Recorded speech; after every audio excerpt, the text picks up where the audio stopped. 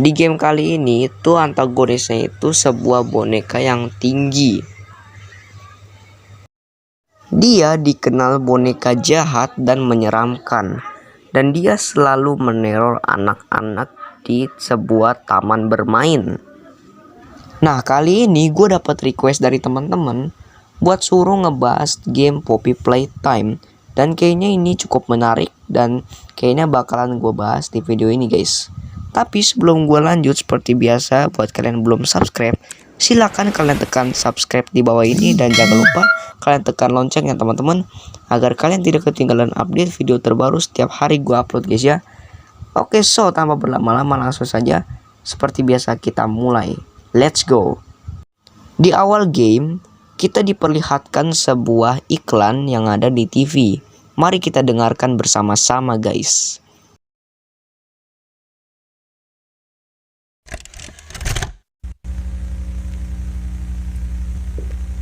You are about to see the most incredible doll ever invented. Her name is Poppy, and she is the first truly intelligent doll in the world. A little girl can talk to her. Poppy gives her answers.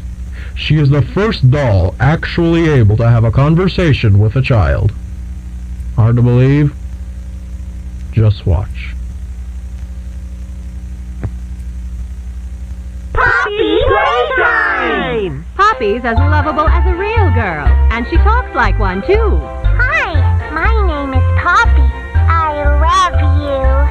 Can you help me polish my shoes? Why, of course, Poppy. Just like a real girl, Poppy always wants to look her best. Perfect. Thank you.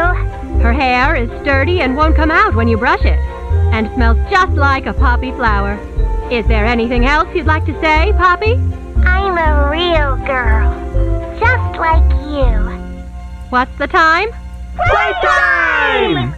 And if you've ever wanted to see how all of the nation's favorite toys were created, Playtime Co. is now offering factory tours at just $2.99 a person. An entire hour in the most magical toy factory on Earth. What are you waiting for? Come visit the factory. We can...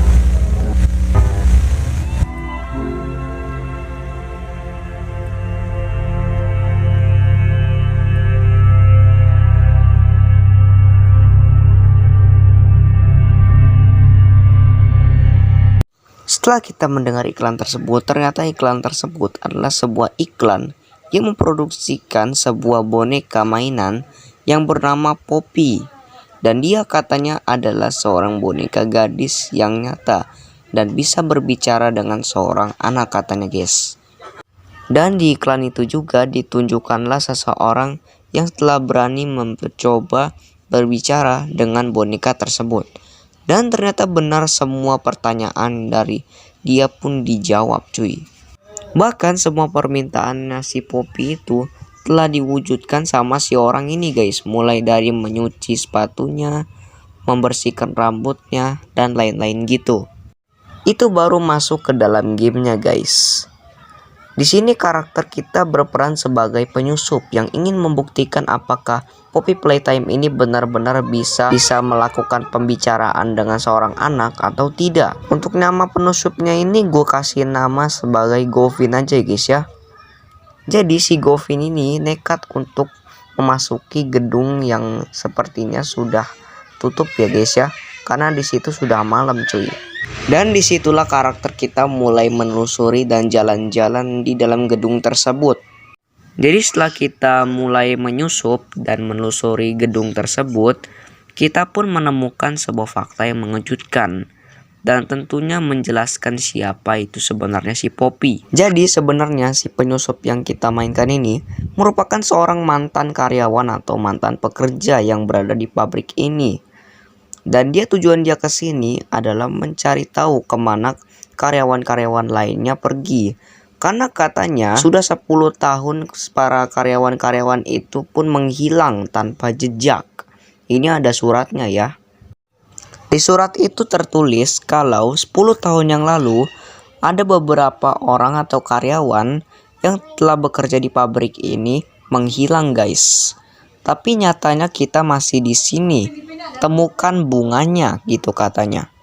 Sepertinya pesan dari surat tersebut dan sebuah kaset itu dikirimin sama seseorang yang memproduksi sebuah iklan boneka mainan yang bernama Poppy itu guys.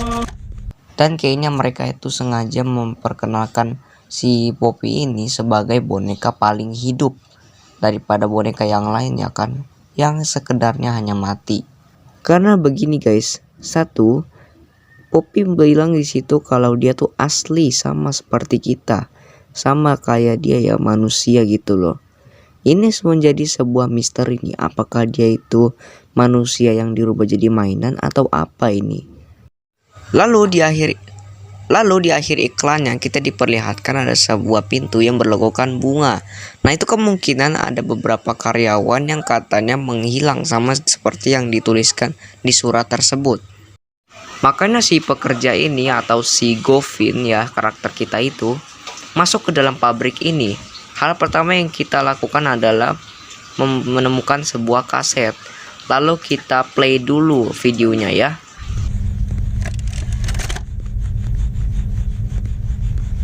Hi, my name is Leith Pierre, and I'm the head of innovation here at the Playtime Co. Toy Factory. If you're seeing this, then you're trespassing. Yeah, we play this little tape on loop whenever we close the factory for the day. So, trespasser, just to make you aware, while we pride ourselves primarily on our high-quality toys and excellent child care, we also... Jadi bagi para penerobos yang masuk ke pabrik ini tuh dibikin sadar karena semua teknologi yang ada di pabrik ini tuh sangat canggih. Dan ternyata pabrik ini tuh punya pertahanan sendiri. Kita lanjut ke ruangan berikutnya. Di ruang berikutnya ini adalah tempat penyimpanan mainan-mainan yang sebelum dijual ke seluruh masyarakat guys. Tapi di ruangan itu sudah ada beberapa kotak yang hancur, nggak tahu kenapa. Kayaknya bonekanya tuh lepas atau gerak-gerak sendiri gitu, atau dicolong orang mungkin. Lalu kita menemukan ada sebuah boneka yang terlihat sudah rusak, tapi di situ ada noda darah guys. Nah itu kemungkinan bisa jadi petunjuk tuh kalau sebenarnya boneka ini tuh dibuat dari manusia. Berlanjut, setelah kita berhasil membuka pintu yang berkode warna, kita akan mendapatkan sebuah kaset warna biru guys. Lalu kita play dan di situ ada sebuah video yang menunjukkan cuplikan untuk menggunakan sebuah alat yang namanya Grab Pack guys. Ini alat ini super canggih yang ada di pabrik Playtime ini kerja. Tapi ini dampak negatifnya itu sangat besar ya guys ya. Karena ini juga bisa bahaya cuy. Bahayanya apa? Bahayanya adalah daya cengkram dari tangan tersebut guys. Itu kan terbuat dari besi guys ya. Jadi bisa bahaya kalau kita dicengkram sama alat itu. Setelah komponen alat Grab Pack-nya datang, kita langsung mengambilnya guys. Sebuah tangan cuy. Tapi yang baru didapat tuh cuma tangan birunya doang, sedangkan sebelahnya lagi yang warna merah itu nggak ada. Untuk sementara waktu kita pakainya yang biru aja guys. Setelah kita berhasil membuka pintu akses dari pameran pabrik ini, kita akan bertemu dengan sebuah boneka besar yang diikuti dengan mulut yang sangat garing. Yaitu adalah si Huggy Wuggy guys. Mainan aslinya sih yang gak sebesar ini. Ini cumanlah dibuat hanyalah untuk pajangan biar orang-orang tertarik untuk membelinya. Untuk mainan aslinya sih kecil ya guys, nggak sebesar ini. Dan dia adalah mainan paling laris di pabrik Playtime ini coy. Ternyata setelah kita membaca deskripsinya itu, si Huggy Wuggy ini ternyata diciptakan oleh seseorang yang namanya Elliot Letwood. Nah dia ini ingin membuat mainan seperti Huggy Wuggy ini yang menunjukkan itu bonekanya tuh sangat hidup asli, nggak kayak boneka lain cuy. Nah ini juga bisa menjadi petunjuk coy.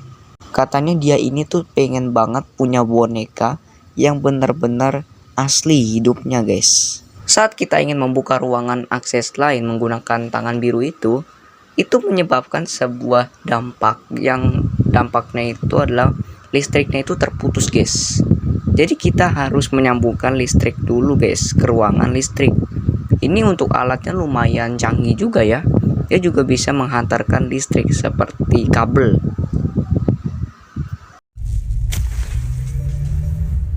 Di saat kita kembali ke pintu utama, tahu-taunya si Hagi-Waginya udah menghilang guys.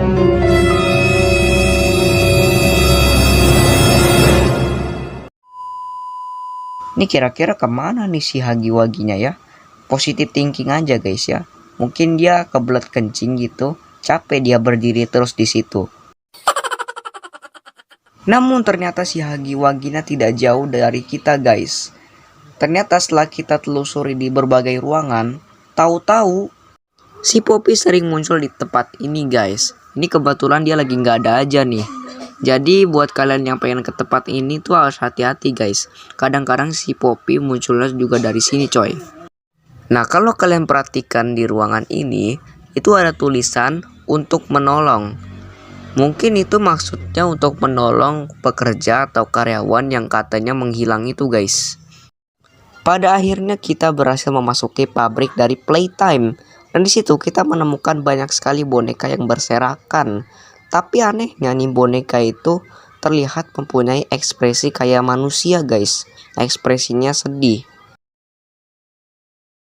Nah ini juga menemukan petunjuk lagi nih guys, bahwa semakin mendekati bahwa kalau boneka ini dibuat dari manusia guys. Nah di sini kita harus menemukan tangan yang sebelahnya guys, tangan yang berwarna merah di sekitar sini. Di sini kita menemukan ada sebuah kaset lagi guys ya.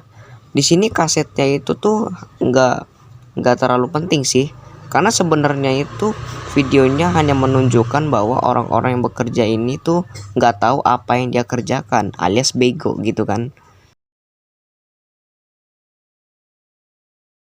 Can make a wildfire get away.